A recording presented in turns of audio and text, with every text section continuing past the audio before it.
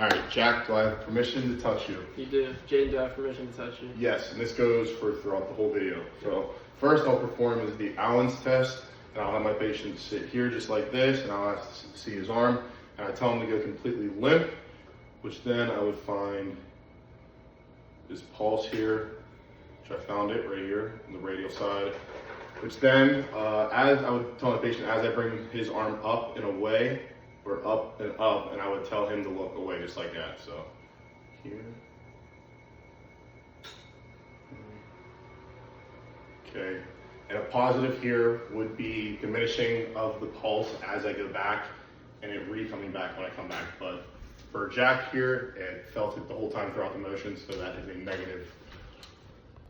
All right, for the second one here, I'm gonna do the military brace test, which then I'm going to find his pulse again on each hand, which then I'm gonna tell my patient as I bring his arms back, I'm gonna tell him to tilt his head back. Ready to go? Good. Which then, the same thing for the last test, the positive would be diminishing of the pulse when I bring it back. All right, for the last one here, I will be performing the Roos test, which I have my patient sit upright here. I would tell him to bring his arms to a 90-degree angle, just like that. And then I would tell him to pretty much bring his fingers to his palms with like mini clap. And for the sake of the video, I'm not gonna have him do it the whole time, but you can see he can do this. You would have him do it for 3 minutes, and a positive sign would not being able to complete the full 3 minutes while doing this. And I'm gonna guess that he could probably do it for 3 minutes, so looks good. The next test we're gonna be doing is the straight leg raise test. For this test, I'll ask my patient to lay on their back, and I will take full control of their leg. I'll ask them to keep their leg straight. I'm gonna raise their leg all the way to the hip. Go. Until there's pain in the back of the leg. We're testing this, or a positive sign for this would be pain in the back of the leg. We're testing it for sciatic nerve irritation, and it could possibly be a herniated disc as well. All right, for this, I'll be performing the slump test here on Jack, which now I my patient to sit here. I'll then tell him to round out his chest, shoulder area, and with a fully extended neck, which then I would tell him to bring his chin to his chest. Then I would add a little bit of pressure here on the back of his head, and I would tell him to bring his leg straight up, one of them, and I would tell him to bring his foot to his chin, good, and he would hold this position, good, which then I would repeat and I would do on the other side. But for the sake of the video, I will not. In a positive sign is sciatic pain or the reproduction of any other neurological symptoms or radiating and referred pain, so you would feel it on the other side. And this tests for impingement of the dural lining, spinal cord, and nerve roots. And this is a disc test as well. The next test we'll be doing is the Valsalva test. I'd ask my patient to sit upright and to make a fist and bring it up to their mouth and blow on the back of their fist like they're blowing up a balloon. Positive for this would be increased spinal or radicular pain. All right, for this test, we will be performing the femoral nerve test, which I'll show you this here. He's gonna have his head flexed, just like that, off the end of the table. Oh, okay. Which then I'm going to have the patient prone here. I'm gonna have here several quick, put his pillow under his stomach, which then I'm going to, you can't really see too much, but here, this leg here, I'm gonna bring it back, and then my hand here. I'm gonna bring this back, and at the same time, after that, I'm gonna bring it up, just like that. So it'd be in this position, just like that. And a positive here is pain at the anterior and lateral side of the thigh, or nerve root impingement at L2, L3, and L4. Next test we'll be doing is the quadrant test. I'll ask my patient to stand shoulder width apart and then extend the spine back and to the side. And while I do that, I'll be putting pressure on the affected side, down and back. Positive sign on this would be radicular pain. For local pain indicates a facet joint pathology, symptoms at the PSIs indicate SI joint dysfunction. Okay, here I'll be performing the single leg stance or the stork test. My patient staying here just like this, and I'm gonna put his hands above the iliac crest. I then tell him to bring up a knee to his chest, charity feeder, good. And then I'm going to be grabbing his shoulders and bringing him down just a little bit into hyperextension, good. And a positive for this test would be if there's pain located on the lumbar spine or the SI area, and also iliopsoas is pulling on the vertebral interior resulting in pain. The next test we'll be doing is the Patrick's test. I'll ask my patient to lay on their back and cross one of their foots over their knee. And then I'll stabilize at the ASIS and the knee that's crossing, and I'll apply pressure to the knee. Positive sign for this one would be symptoms in the sacroiliac joint or hip, pain at the inguinal area in the hip, or pain at the SI area indicating SI joint pathology. Alright, I'll now be performing the Gazelin's test, which then I'd have my patient lay here close to the edge. This leg is going to be hanging off, and then I'm going to bring this one, he's going to bring it up to his chest and hold it. Hold it with your arms. And then I'm going to be applying pressure down on this leg and pulling pressure up to his chest on the other. Just like that. And a positive on this is pain in the SI region on either side, which indicates an SI joint pathology. The next test we'll be doing is the SI joint distraction and compression test.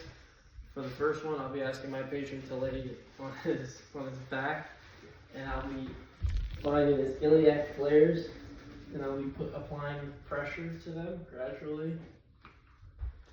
And then the next test I'll be doing, I'll ask my patient to lay on his side. This is for the compression part of it. And I will be finding the ilium on the hip and applying pressure down through. And a positive sign for this one is pain at the SI joint.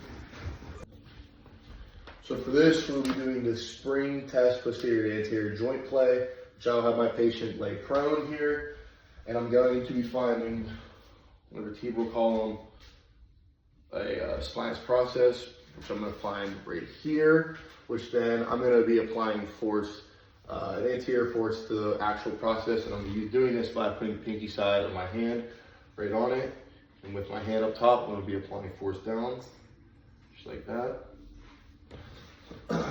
And a positive is if the vertebra does not move or it moves too excessive, but his did not. The next test we'll be doing is the Adams Ford bend test. So for this one, I'll be asking my patient to stand. The next test we'll be doing is the Adams Ford bend test. So I'll be asking my patient to stand shoulder width apart. And for this one, I'll be asking them to slowly bend forward while running their hands down their legs as I'll be observing their spinal column. And then I'll be running my fingers down their spine. And for this one, a positive sign would be seeing some sort of hump or misdirection in their spine. And a positive sign would be an indication of scoliosis. All right, for the last one here, there we go. For the last one here, I'll be testing, or doing the Hoover's test, which I'm gonna be checking here if Jack is lying to me. I'm gonna grab the bottom of his heels here, which then I would tell him to bring, we'll say, this foot in this hand, straight legged up, good. And during this, I felt his hand, or his foot, the other foot push down on my hand, which means he is not lying or making anything up. But this test, if there, or for a positive, I guess, would be, and the other hand that he doesn't pick up, there would be no downward movement. For this test, I'll be performing the Adson's test, which I would find Jack's pulse. And I would tell him, as I bring his arm behind him, I would tell him to look down at his hand.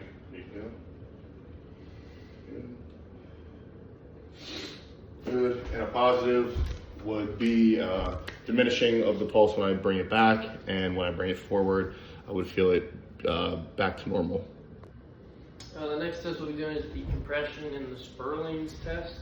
First one we'll be doing is the compression one. For this one, we'll be asking my patient to sit straight, and I'll be applying a downward pressure on their head down through their spine. And a positive sign for this one would be pain or tingling down in the arms or fingers. And checking for nerve root impingement on that one. And for the Sperling's test, I'll be asking my patient to do the same thing, except for tilt their head to the side and be applying downward pressure on their shoulder and pressure on their head. And a positive side for this one would be reproduction of radicular pain, and it's for the cervical root compression. For this, I'll be performing the vertebral artery test, which I'd have Jack on the table here. I'd ask him to rotate, side bend, and then I would bring his head into extension and back, which then you could make a conversation with him or count to 5. 1, 2, 3, 4, 5. Which in the case at a clinic you would do approximately 20 seconds, but a positive indicator would be dizziness, nausea, and maybe like a loss of consciousness in the patient. The next test we'll be doing is the shoulder abduction test. So for this one, I'll ask my patient to raise their arm up and rest their hand on the top of their head. And a positive sign for this one would be a relief in their pain or any of their symptoms. So for this test, I'll be performing the brachial plexus traction test, which, I almost just fell. Which I would then have my patient bring his head to the side and hand on his shoulder here, which then I would be applying pressure in the opposite directions. And a positive for this is radiating pain or numbness down the arm on the opposite side of the headband. So on this side it would be. And for this one, we're going to be doing here the cervical distraction test. So I'll ask my patient lay on his back here, have his head come off the side, which then I'm going to be grabbing right behind his head here, and then I'm going to be pulling back. Just slight pressure over and over. Good.